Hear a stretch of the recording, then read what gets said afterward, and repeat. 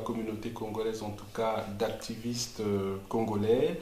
Il intervient beaucoup dans les forums et Congo Liberty s'est battu pour le faire venir dans nos studios. C'est vrai qu'il vient de loin, nous sommes à Paris et nous remercions donc le doyen David Londi.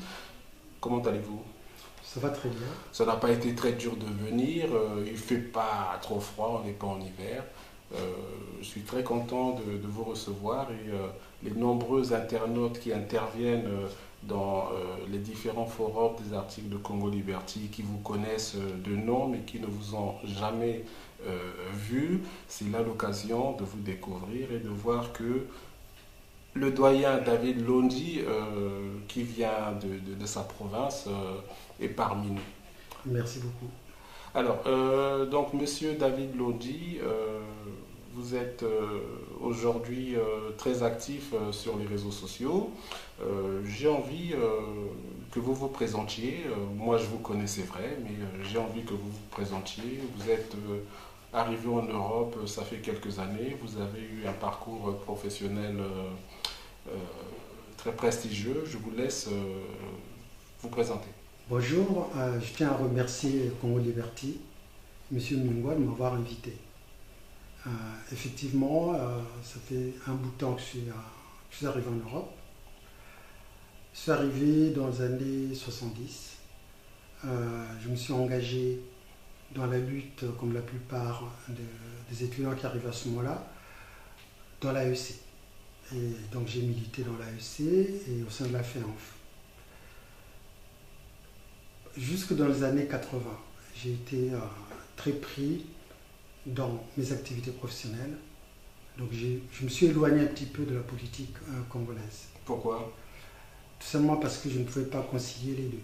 C'est-à-dire travailler d'une façon comme très difficile et en même temps m'investir dans une activité politique d'une façon, je dirais, objective et en même temps conséquente. Donc je ne peux pas faire les deux d'une façon professionnelle. J'ai choisi de favoriser ma carrière professionnelle dans un premier temps. Et je suis revenu donc à la politique congolaise suite au problème posé par le changement de la Constitution, donc le référendum. Voilà donc en gros ce que j'ai pu faire. Maintenant sur mon parcours professionnel, je suis ingénieur, économiste. Je suis intervenu pendant 20 ans dans une grosse boîte qui s'appelle Capgemini, comme consultant. Et c'est un petit peu cela aussi, puisque dans ce domaine, il est très difficile de trouver du temps.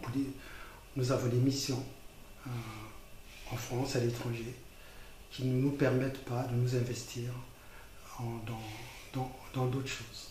Monsieur David Londi sur Congo Liberty, je rappelle qu'entre autres, monsieur David Londi est membre de l'association citoyenne de solidarité du Congo-Brazzaville.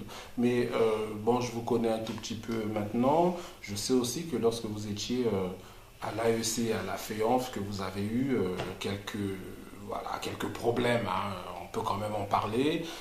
Si dans la foulée, vous pouvez rappeler pour les jeunes internautes ce qu'était l'AEC et la FEANF et nous parler rapidement des soucis que vous avez eus avec ces organisations-là. Là, pour les jeunes, effectivement, dans les années 70 au Congo, il y avait un mouvement qu'on appelait l'UGST, qui était l'Union des élèves et étudiants congolais.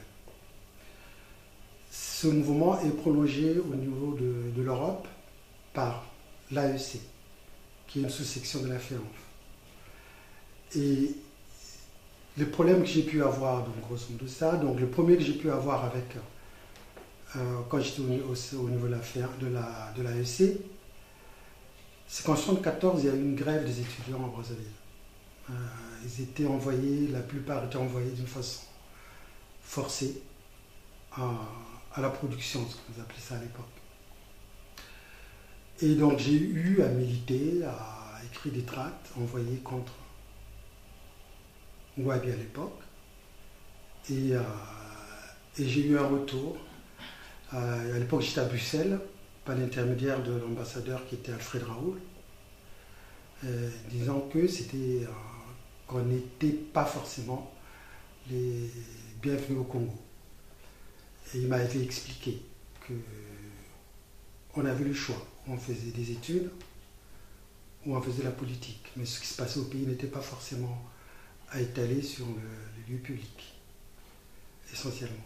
Voilà. Et donc, nous sommes arrivés à l'ambassade un matin, on avait une liste, et sur cette liste il y avait mon nom et d'autres, nous demandant de rentrer d'Ardar au Congo. Bien sûr, on n'a pas obtempéré, nous sommes restés.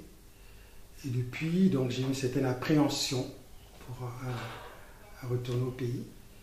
Et il y a un du groupe qui avait essayé d'y aller, qui est allé effectivement, et on lui a pris son passeport. Il a été obligé de revenir en passant par la RDC, à l'époque pas le Zaïre, pour retourner à Bruxelles. Voilà les problèmes. En fait, c'est parce qu'on avait protesté contre le fait qu'on interrompait les études de nos compatriotes, de nos camarades étudiants, pour les envoyer de force à la production. Monsieur David Londji, sur Congo Liberty, vous dites être revenu dans l'activisme politique congolais suite à la modification de la Constitution. Est-ce que c'est dire qu'avant la modification de la Constitution, pour vous, tout était correct? Non, pas du tout. Voilà. Non, c'est pas ça le problème. Le problème, c'est à un certain moment, on se dit, bon, comme je vous ai dit, les choses, il y a eu la conférence nationale, il y a eu des élections libres, il y a eu... Donc, on s'éloigne un petit peu, puisqu'il n'y a pas, jusque-là, il n'y avait pas eu des drames. Bon, on peut revenir sur entre la conférence nationale et le changement de la Constitution. L'impression que l'on avait, qu'on n'était pas complètement dedans, l'impression qu'on avait que tout marchait. Tant bien que mal, mais ça allait. C'est un petit peu, mais cela qui a poussé beaucoup de compatriotes à ne pas trop s'investir dans la situation politique du pays. Mais en 2015, qu'on a vu ce qui s'est passé, qu'on a vu les drames, qu'on a vu les assassinats, qu'on a vu, et tout cela m'a conduit à revenir vers la politique. Bien sûr, il y a eu les différentes guerres, mais cela, pour moi, même si j'étais intéressé, bien sûr, mais je ne pouvais pas m'investir à un point, comme je vous ai dit, comme maintenant, où j'ai un peu plus de temps, dans une situation qui était très préoccupante au pays. David Londji, le doyen sur Congo Liberty, on sait, comme je l'ai rappelé, que vous êtes aussi membre de l'association citoyenne de solidarité du Congo-Brazzaville, présidée par André Ngombe. Un appel aux dons a été lancé pour les enfants du Poul afin de leur distribuer des kits scolaires. Et vous avez été ceux qui ont initié ce mouvement-là. Qu'est-ce que vous pouvez dire aujourd'hui à ce sujet ?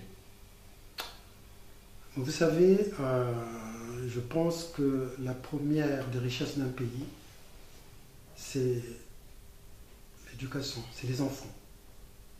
Parce que c'est eux qui définissent, c'est eux qui vont entrer, qui vont préparer l'avenir, c'est eux qui vont prendre le relais.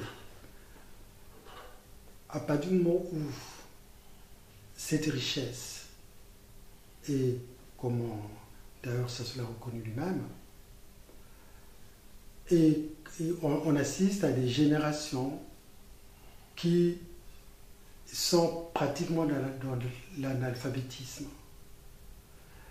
Et Sassou avait reconnu dans son interview, je crois que c'était sur TV5 Monde, que le taux d'alphabétisation avait baissé.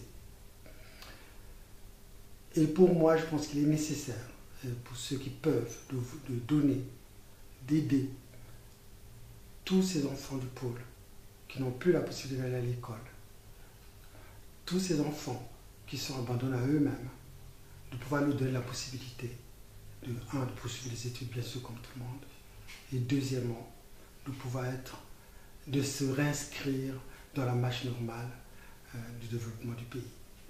Monsieur David Londi sur Congo Liberty, on parle des enfants du pool aujourd'hui meurtris. Il faut savoir que beaucoup d'enfants aujourd'hui se retrouvent orphelins suite à la guerre dans le pool et nous appelons vivement les Congolais à participer à cette collecte de dons afin de distribuer avec l'association Caritas qui a identifié tous ces enfants des kits scolaires. Il faut savoir que la rentrée des classes au Congo-Brazzaville a eu lieu le 2 octobre et tous ces enfants pour le moment ne sont pas repartis à l'école parce qu'ils n'ont pas les outils nécessaires. On est sur la séquence donc, du pool, on va rebondir.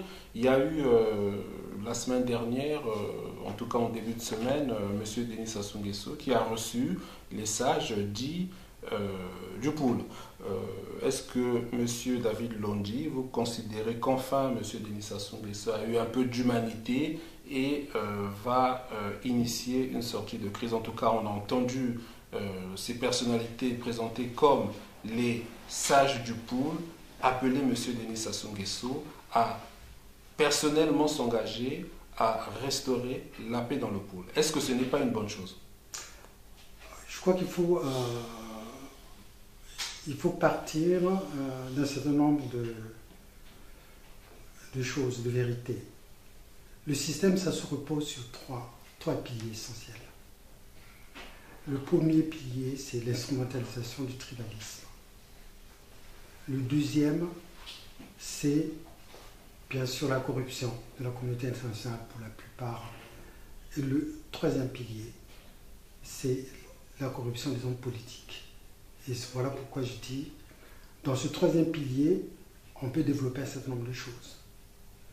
Il y a effectivement les hommes politiques corrompus, il y a les leaders syndicaux corrompus, et en même temps, il y a ce que vous appelez les sages, que moi j'estime être corrompus. C'est pas moi qui les considère comme ça, c'est pour ça que j'ai bien dit ceux que l'on présente comme des sages. Oui, mais voilà pourquoi j'insiste sur ce point-là, parce que ces sages ne représentent qu'eux-mêmes en fait. Alors, vous avez parlé des hommes politiques corrompus. Est-ce qu'aujourd'hui au Congo il y en a, et vous êtes sur Congo Liberty, oui. Est-ce que vous pouvez nous donner des noms de personnalités corrompues? Je vais vous dire, au Congo s'est constituée une nouvelle classe. Cette classe interethnique va du clan Sassou à Kolela, en passant par Tati Mabiala, les clergés corrompus et les leaders syndicaux corrompus. Donc cette nouvelle classe s'entretient, s'aide, coopère pour garder le système en place. Donc clairement, et je ne vais pas mâcher mes mots, la nouvelle classe qui est le troisième pilier du Congo, c'est une classe interethnique qui défend les mêmes intérêts et qui s'inscrit dans la même logique.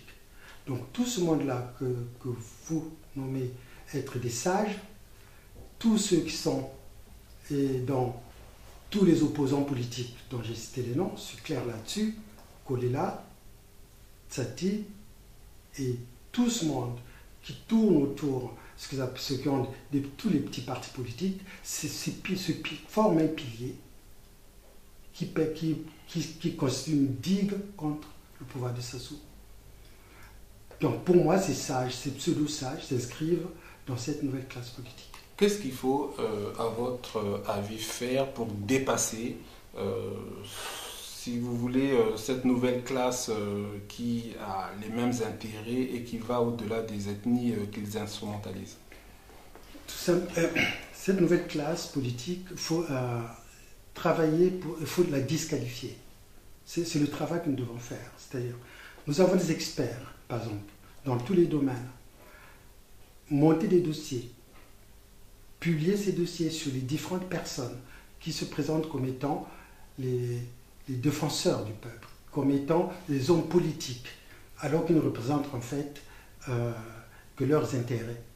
Donc pour moi, les politiques comme les Kolela ou les Tsati, il faudrait mettre sur la place publique ce qu'ils sont réellement, par des dossiers montés, structurés bien sûr, à partir des faits vérifiés et vérifiables, pour travailler à leur disqualification. Parce que il faut se poser la question, pourquoi tous les mots d'ordre lancés par ce qu'on appelle l'opposition IDC-FROCAD, pourquoi tous ces mots d'ordre de désobéissance civile, tous ces mots d'ordre ne sont pas suivis ou ne sont pas répercutés? Pourquoi?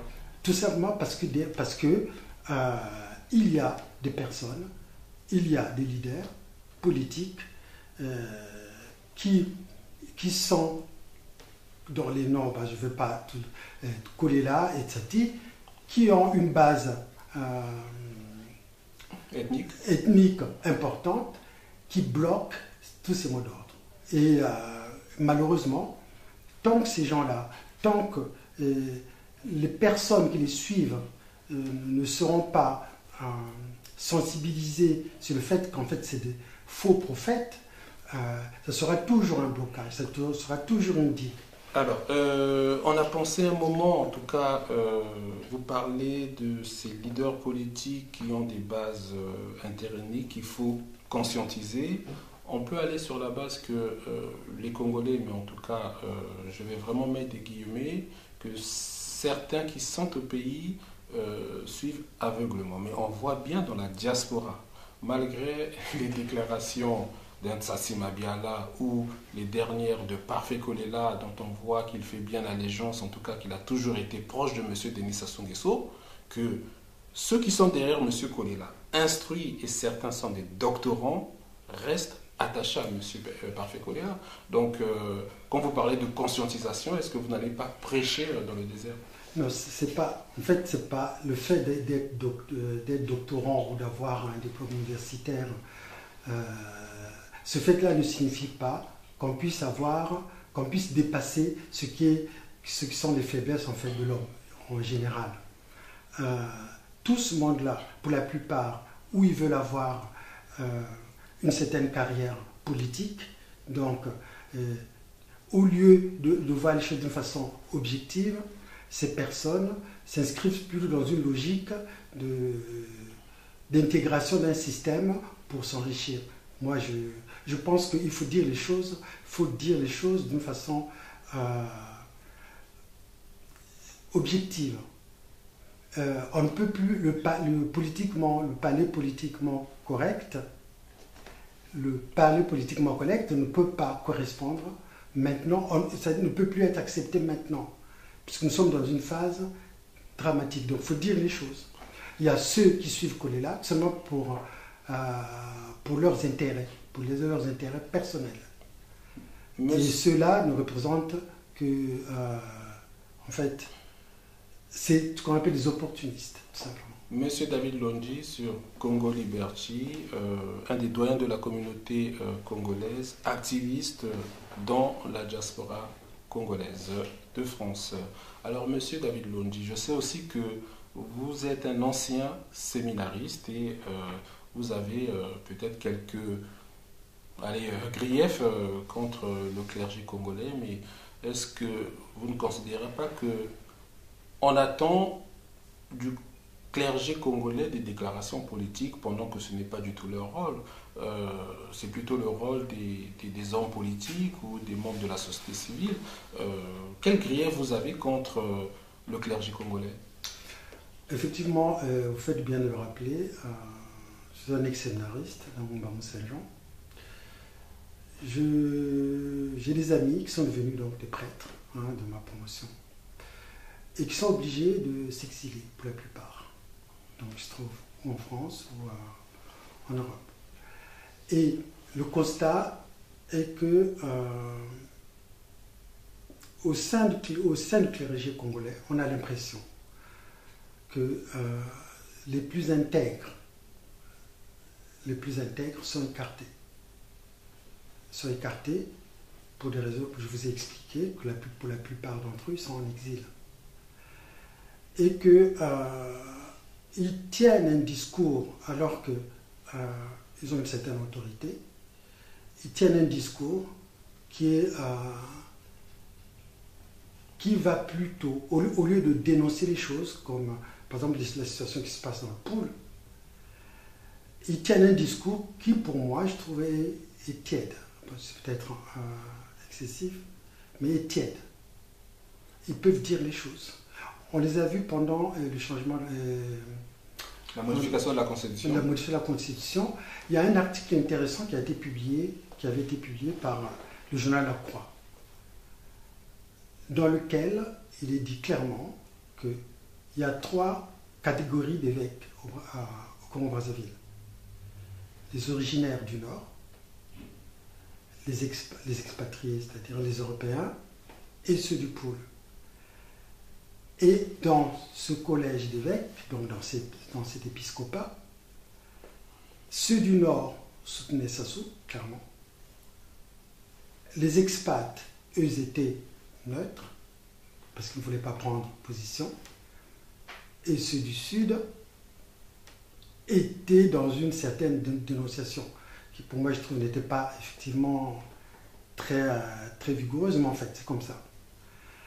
Et je ne peux pas comprendre que le clergé, qui normalement doit travailler pour le bien de tout le peuple, ne puisse pas s'impliquer directement. Ils ne peuvent pas que s'occuper des âmes, il y a aussi le bien-être des individus, des êtres.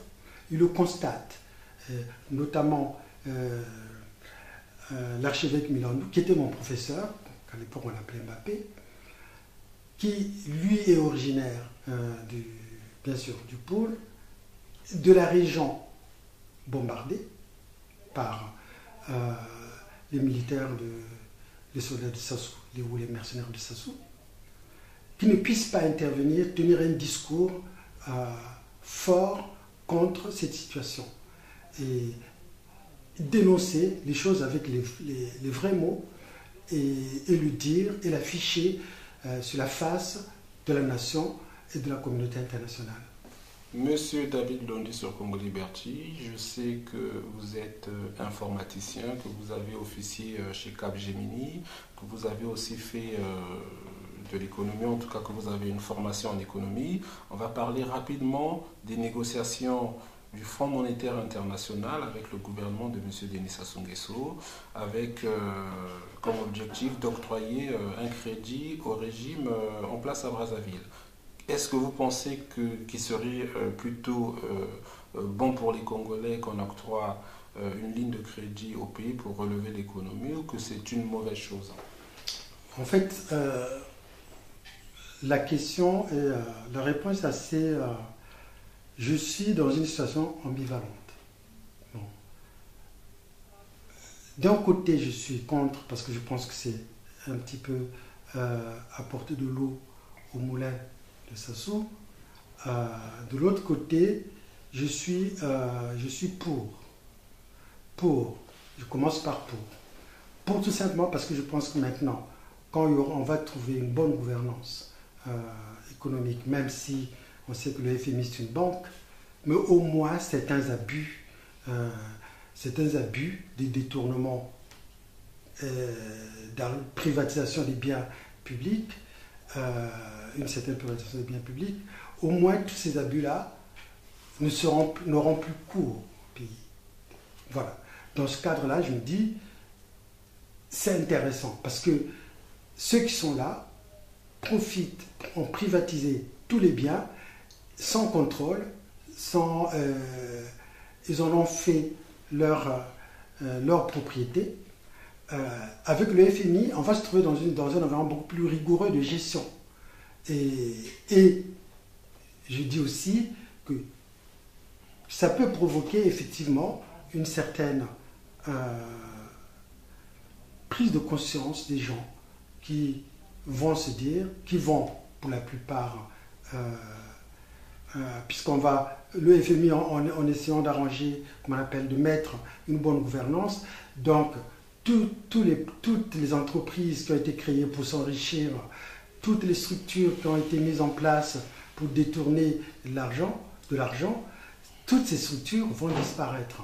Et donc c'est dans ce contexte-là, pour ce cas-là, je trouve que c'est bien. De l'autre côté, je me dis, est-ce que si le FMI intervient, est-ce que ça ne pourra pas permettre à Sassou, effectivement, ça pourra pas contribuer à atténuer la colère qui commence à monter maintenant, puisqu'il y a beaucoup de grèves, pratiquement tous les jours.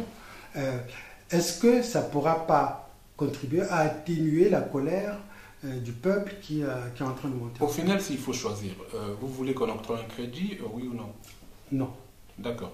Monsieur David Londé sur Congo Liberty. Alors, je n'ai pas envie de dévoiler tous les travaux que vous faites, en tout cas des recherches sur la réorganisation de l'opposition, sur les moyens de financement, sur tout cet épais document que j'ai eu le privilège de lire.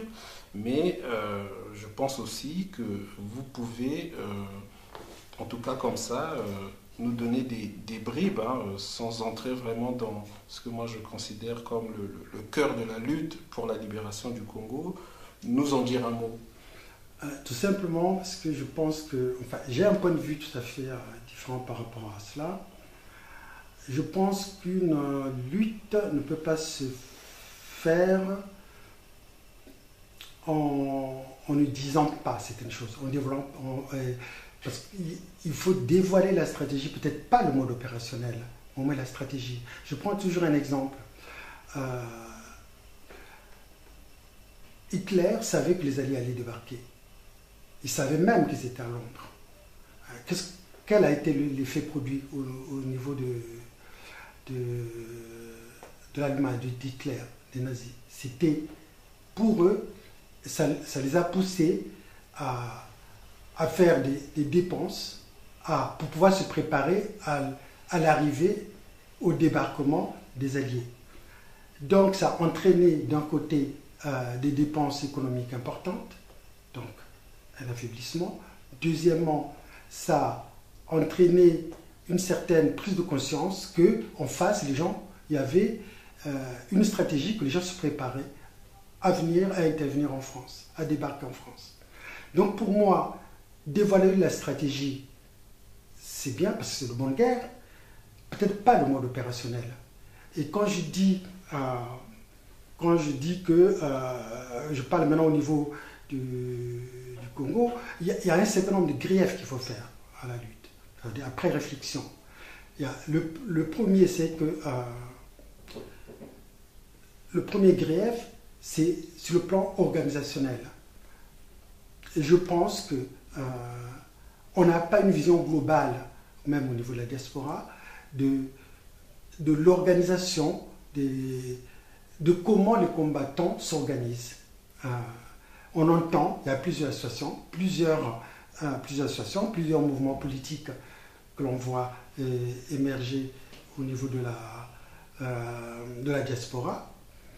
Et j'ai l'impression qu'on continue à faire la lutte.